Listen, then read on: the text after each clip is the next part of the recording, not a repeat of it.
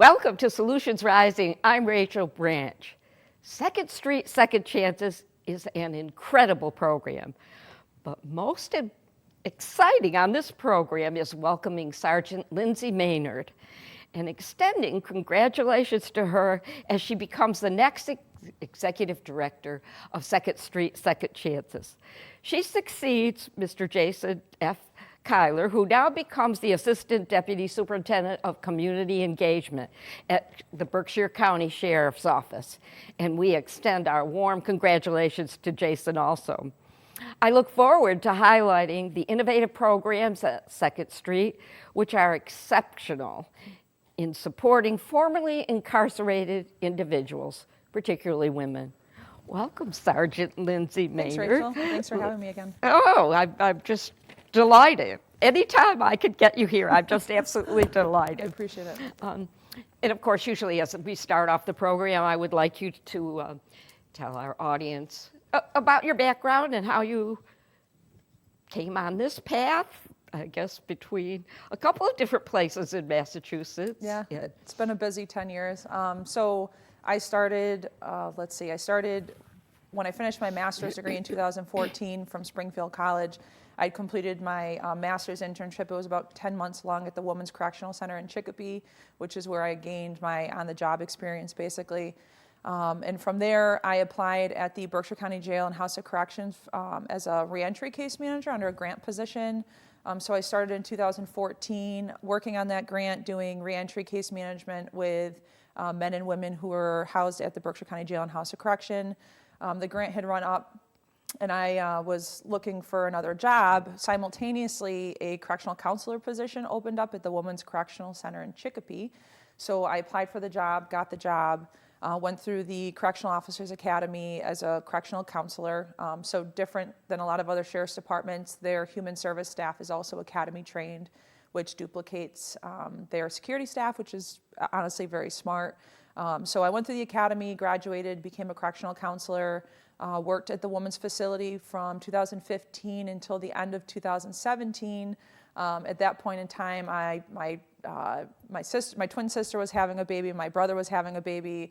I wanted to be closer to home, and it's just kind of funny how things work out. But simultaneously, the Berkshire County Jail and House of Correction was looking for a caseworker inside their facility.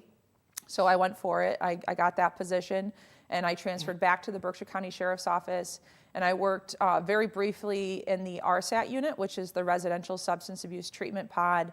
I worked in there as a case manager for about 6 months until the sheriff asked me to take the position doing women's reentry and aftercare services. Since about the spring of 2018, I've been in the role of women's reentry and aftercare. So that meant that I traveled to the Women's Correctional Center in Chicopee, which is where the Berkshire County female inmates are held.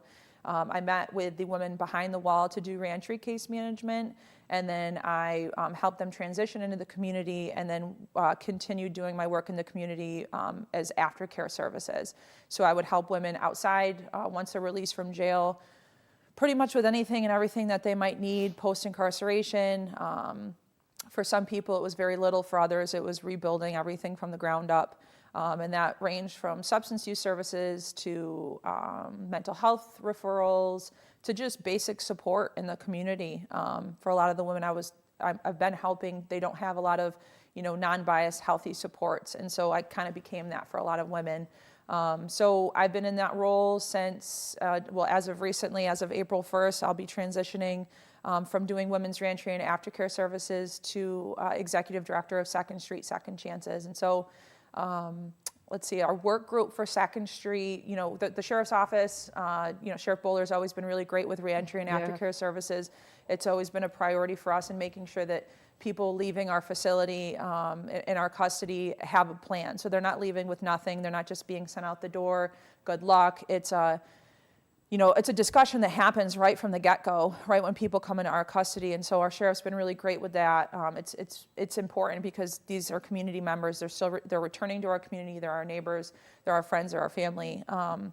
And so he feels it's very important to make sure that people have a plan. And so those services have always existed, but we wanted to create more of a structured program with more staff, And so we had started a work group in 2021 with Mark Gold, who is our president of Second Street Second Chances. He's a retired attorney, but super smart in the nonprofit world.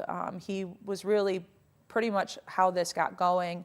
And we created a work group of professionals in the field, community members, sheriff's departments, employees, as well as formerly incarcerated individuals, which I think was probably the most important piece of it all, was gaining a better understanding from formerly incarcerated people in our community. It was what do we need to provide these individuals as they transition in the community. So we started that work group, and then we made moves. We started the 501c3, Second Street Second Chances. We created a board of directors, and then we started looking at funding sources. The first funding that we received was an empowerment grant, and that helped us get the physical space at Second Street, which was the old locker room in the old jail.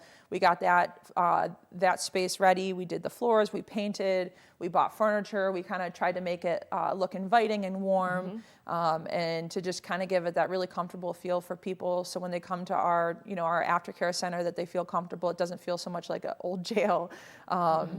And so then we were awarded in July of 2022 ARPA funds in the amount of $700,000 for the city of Pittsfield. That was a tremendous piece in getting that program going. And with those funds, we were able to hire staff. So we hired community navigators, who are those individuals like myself who go into the facility to do reentry work and then follow people into the community to continue aftercare services. And so that's kind of how it all got started, and from there our staff has been growing. Like I said, we go into the facility, we do reentry case management with inmates prior to the release to help them build a plan, and then we continue working with them at Second Street in the community as a source of support, helping them to connect with service providers, resources. And part of that, in creating Second Street, we have partners. So Berkshire County Regional Housing Authority, Berkshire Health Systems, Berkshire Community College, the Berkshire County Sheriff's Office, obviously, Community Legal Aid, the Berkshire Innovation Center. Will you flesh those out a little bit and tell, what is Berkshire County Housing, what do they do, what is happening at each facility? So we pulled from different types of resources in our community. And so something that we feel is important is helping formerly incarcerated people access not just basic need services, but some of the really wonderful cultural things that we have to offer here in Berkshire County, like the Berkshire Museum. So Berkshire County Regional Housing Authority has office hours at Second Street. So we didn't want to duplicate services, right? So we didn't want to become a nonprofit that started up that's offering all the same services everyone else. We serve as a central hub, So people we've connected with already, who know us, who have a rapport with us, come to us, and then we connect them to those other resources. So we're not duplicating housing, we're not duplicating efforts of any sort, we're referring people to them. So Berkshire County Regional Housing Authority has office hours at Second Street every Wednesday from about 1 to 3 p.m. They come in, we refer our clients to them, get the initial housing paperwork set up, and then Katie Hyde from Berkshire County Regional Housing Authority gets the process of housing applications going for them. Similar to that, we have Community Legal Aid. Annie Maurer comes in every Thursday from 1 to 3 p.m. and she has office hours. She helps people pretty much with anything and everything legally that she might be able to help them with in her capacity. Yesterday, we actually held, during her office hours, we held a Sealing Your Criminal Record workshop, which was attended pretty well. I would say we had about 10 or 12 participants, and they were either Second Street participants or just other community members or professionals who were curious about the process. And so, we work with a lot of people whose criminal history is older, who are, who qualify for an expungement of their record or a sealing of their record. And so we want to make sure that people are offered that option if that's if the time is right for them. And our other partners, for instance, Berkshire Health Systems has been very gracious in employing quite a few of our participants at Second Street, giving them a second chance. Berkshire Community College is one of our educational partnerships. We've worked very closely with them on multiple different projects, including, and as well as Mass Hire, the job fair. We did a Second Chances job fair at Berkshire Community College. That was super successful. Quite a few of our participants and other community members were able to achieve employment through that job fair. We're actually looking at doing another job fair in collaboration with them as well this spring. Berkshire Museum we did a partnership with. It was an art exhibit of, it was art on display for a month this past year at the Berkshire Museum, and it was all art of currently incarcerated or formerly incarcerated individuals.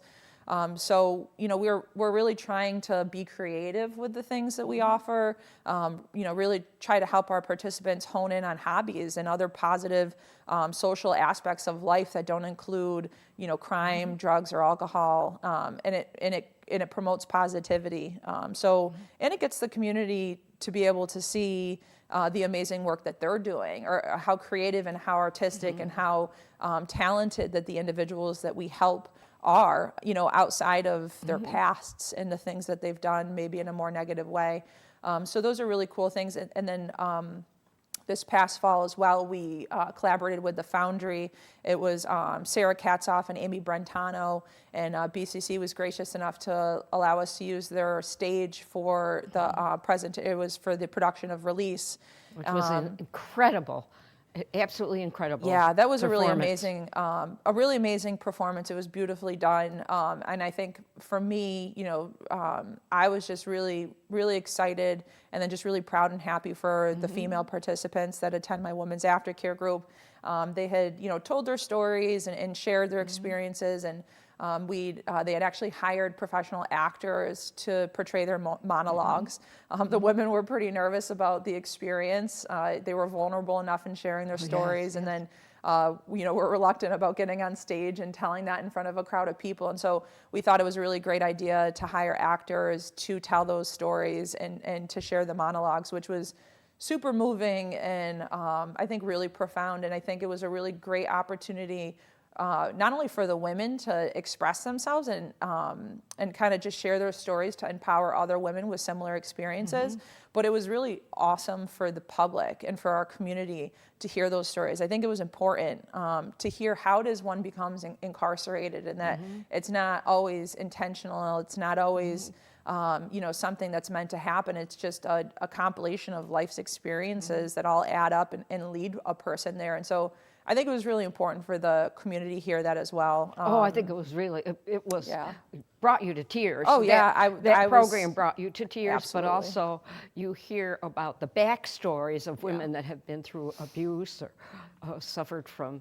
families who are suffering from alcoholism or drug addiction or the violence. And it was, I don't think I've ever seen anything quite like that. Yeah. And of course, Sheriff Bowler, Tom Bowler, and Jason Kyler, and you, we've done quite a few programs, Solutions Rising, and all of us really care about collaboration and working with community. And of course, for you, it must be just stunning to be on the ground floor. Yeah. I mean, you have a big say in what is going on at Second Street, Second Chances, and I'm extremely excited in transitioning to my role. I don't think it's really a big secret that I'm passionate about the work, and that our clients, that the people that we serve in our community, know that it's very meaningful to me with the work that I do. But I'm fortunate. We have a really great staff. We have a lot of fun while we're helping people, and I'd like to say that the environment we've created at Second Street is just, it's comfortable, it's fun. We don't, it's for people to put themselves out there and ask for help is difficult enough. We don't want to make it any more uncomfortable than it has to be. And so we like to take a human approach. We meet people where they're at. We don't create judgment.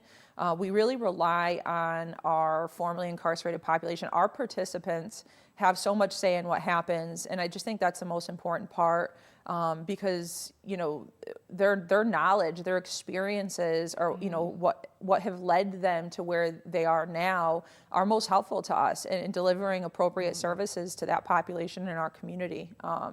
So I'm extremely excited. I just started school, so I have a master's degree in clinical mental health counseling, and I don't have nonprofit experience. However, I do have leadership experience. I've supervised individuals and a staff under me, and I've worked in I've worked security, I've worked in human services, I've done case management, I've done clinical work. I've worked inside the institution, I've worked in the community. So I have a little bit of everything, but I just started an online program at Northeastern University in nonprofit management. So it's a graduate certificate. So that's a new endeavor for me. I've been out of school for 10 years, but so far it's going really well. And I think it's helping me build the foundation of knowledge that I need. We've been doing this work with Second Street again since we were awarded the initial funding in July of 2022. I've been a part of the board of directors since then. So since the inception of Second Street, I've been a part of it. So I'm just very grateful for Sheriff Bowler and for Mark Gold, and then also Jason Kyler for helping me along and teaching me and just giving me opportunity.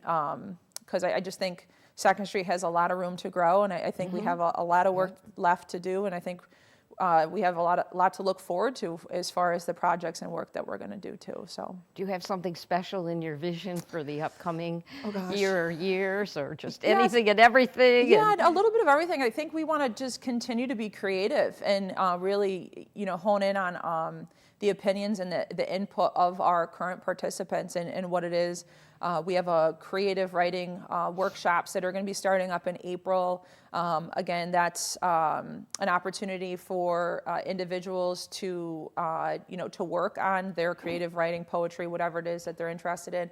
And then also we're doing an actual creative writing. It's not a contest; it's a program again. And so, formerly incarcerated or currently incarcerated individuals are going to be able to submit their creative writing pieces or their writing pieces in general to this program, and there's going to be actually a group of judges to look at the work and then decide whose work is actually going to be in and publish in an actual bound published book of writings of incarcerated and formerly incarcerated individuals. So that's one of our upcoming projects. I think you ought to bring some of those women to have them read on our show. Yeah, that would be wonderful. It would be terrific. Yeah. So we're working on that. Some other things are in the works. Something that I'm hoping to maybe get started is something similar to a mentorship program where some formerly incarcerated individuals who are in recovery, who are working a program, who are working in the field, who've spent a decent amount of time outside of incarceration, mentor some of our more recently released participants from jail. And so I think there's a lot of value behind that. I think a lot of the really significant work that happens at Second Street is in our men's and women's aftercare groups.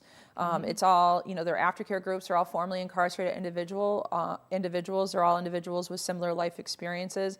And the peer support that happens in those groups is really profound. I think it's meaningful because, they have lived experience, similar lived experiences, and they're able to gain strength and hope from one another and support from one another. So, if Second Street, or if I'm not available, or if, my coworker Rosie, who's training to take over the women's reentry and aftercare, is not available, they have each other to rely on for positive support. And I think that's really important work. So those are just some of the things that we're working on right now.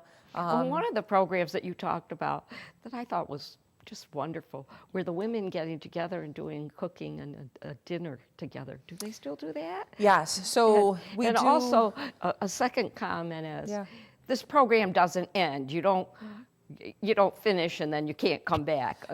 A person who's part of this program can have access to it as long as they want. Is that true? Absolutely. So Second Street is a voluntary program. I think that's an important piece. People show up to Second Street for help and support because they want to be there. I think there's some significance behind that. I think it creates some more comfortability. And people choose to be there. So I think that's important. And there is no timeline. People can participate. We've had people coming to Second Street every single day since the start of Second Street, and they're never not welcome. And I think what's awesome about that is they've kind of taken on this like volunteer peer mentorship type role where they really, really help out, and they're really there to help other participants who are maybe still in the midst of their struggle and still struggling with their addiction, or maybe more recently incarcerated, just trying to navigate the world outside of jail. So Which I think I would imagine is really good for their own well-being, Oh, because it absolutely. adds another element Yeah. to It gives their own strength. Absolutely, but it's also, it's not only giving back, but it's giving purpose, and it's giving, I'm paying it forward, and I'm helping another woman who was in my shoes at one point in time, and I think that's really important. I think it's significant. So we do, the Women's Aftercare Group. It is an absolute, it's just a blast. Honestly, we have a lot of laughs. And so some weeks we have specific topics or activities that we cover. Other times we just kind of check in with each other, and everyone just kind of spills the beans and tells what's going on in their lives, and talk about relationships, and talk about family, and talk about maybe someone's still struggling with their addiction. Talk about that. Talk about mental health. And I think the most important part is that they're there for each other, and they're there unbiased, they're judgment-free, they're there to just uplift and support each other, and I think that's the most important part, is uplifting one another. I am a woman, and I think sometimes, when you get groups of women, I think it's important to find other women who uplift, empower, and support you. I think there's extreme significance behind that. I think we all need positive and powerful women behind us as women to yes, to particularly move up, as women, and to move up and to succeed, and to just share life's experiences. And I think it's meaningful. And so I'm really glad that the women have each other in that capacity. I'm also super glad that I'm there to be there for them as another additional source of support. But I would say the work that they do with one another is also just really extremely important, and just kind of moving in general. So, but yeah, we always eat. There's always food. That is like the most important piece. I think there's something to be said about breaking bread together and sharing a meal. Yes. We have a participant right now who's actually a professional in the field, who's come a long way, that I'm very proud of. She's currently pregnant and expecting pretty soon. So we're going to be hosting a baby shower for her. And so we do fun things, you know what I mean? It's like a little sisterhood that occurs, and I think it's important to like make it fun as well, So we all kind of pitched in and bought her some gifts for the baby and for her, and we're going to throw her a little shower. We've done holiday parties before. We've celebrated birthdays. One of our participants, her daughter turned 2 not that long ago, so we did like, a big stuffed animal for her and a little cake. And so, it's just, again, it's almost like a little family in and of itself. I was just going to say, it looks really like is. you've created a chosen community family, Yeah. and that's the best, Yeah, no, because it a is. lot of, I would quite imagine that a lot of the women come out of really chaos, families with chaos and a lot of problems. Yeah. A lot of our participants grew up in a system, whether it was foster care, whether their parents were incarcerated themselves, and also simultaneously struggled with addiction of any sort. And so, I think of this often, and this is kind of like one of the driving forces behind. It reminded me why I do this work. And I'm fortunate to have grown up with an amazing set of parents and an amazing set of grandparents who really built a foundation in my life. It was tremendous, and I don't think I would be here today if I didn't have that. But one of my participants, I remember my coworker said to her, she comes to our center every single day. She is a regular. She's currently in school. She's getting her associate's degree at BCC. I'm super proud of her. She failed a class, and she just got an A+ in redoing it with our assistance. Wow. So, she's plugging along. She's doing intro to psychology right now. But one of my coworkers has said to her, what would have made the difference for you in the trajectory of your life growing up as a child? And she said, is if I lived in a home where I genuinely felt loved and cared for. Yes. And that is a reminder to me that not everyone has been grateful enough to experience the things that I have, and I want to be able to provide that for people, and I want our participants to provide that for one another. And so back to that family piece, I really think, the foundation of Second Street is this little family we've kind of built within each other. And I'm excited about it, but I just think it's important, and I'm extremely grateful to be in the position and be able to lead this program and what it's become, and what it's going to continue to become. So. And I think what a blessing you are, but also the understanding you have of what your family was like Yeah. to be able to see the other side for those who have not Yeah. had that experience, and to turn your life into what a beautiful Yeah, what no, a beautiful story. yeah. You've turned your life Yeah. into assisting these Yeah. women No, and changing their lives. Yeah, no, I I would- think you ought to be very, very proud. Thank you Lindsay. very much. No, I am, and I like my grandparents. So I grew up Catholic, and they were just always very involved in our community. They were both saints of human beings, as far as I'm concerned. But back to foundations that I grew up with, they always instilled in me that it's family first. Family is important first and foremost. Don't forget where you came from. I think, which is also a super important thing to remember. But then also service to others is like paying rent on this earth. Yep. So they were very, very involved in our community. They were also very just giving people, very thoughtful people. And you never looked down at others. If you saw someone that needed a helping hand, you reached out your hand and you gave it to them. You didn't pity them. You didn't judge them. You didn't look down on them. You helped them up. You lift them up. And so I was fortunate to have that instilled in me, and then to just be able to put it into this work that I'm doing. I don't think I would have ever imagined that I'd be exactly here at this exact time, but I believe things happen for a reason, and the way that they're supposed to happen. And maybe the failures I've had or the things that didn't work out for me weren't meant to. So I'm just grateful for everything that has come to fruition, and then having the opportunity to lead this program is something I'm very grateful for. Oh, it's fantastic. And for a closing thought, and also if people want to contribute to Second Chances, I know we will have on our screen how to do that. Yeah, you can, if you have questions about the program, you can reach out. I don't know if the number is going to be on the screen. It's 413-443-7220. You can dial extension 1275 if you have questions about the program. You can go right to 2nd Street. It's 2nd-street.org. You can go right on there to donate. That will be on the screen. Yep. And reach out if you have questions. If you want to be a part of it, if you want to volunteer, if you think you have something to offer, if you have someone you want to refer, please call, reach out. And if you are, gracious enough to donate and to contribute to our program, we're also very appreciative of that. I am so grateful and honored that you have come back. And of course, I will reach out to you again and ask you to come back, especially as you are now in your new position as Executive Director of 2nd Street Second Chances. And if each one of us picked up one problem and solved it, imagine the incredible view we would all have of solutions rising. And I am so grateful that Sgt Lindsay Maynard, the new Executive Director of 2nd Street Second Chances, has joined me today on Solutions Rising, and expect and hope she will come back again. Thank you, Rachel. Lindsay. Thanks.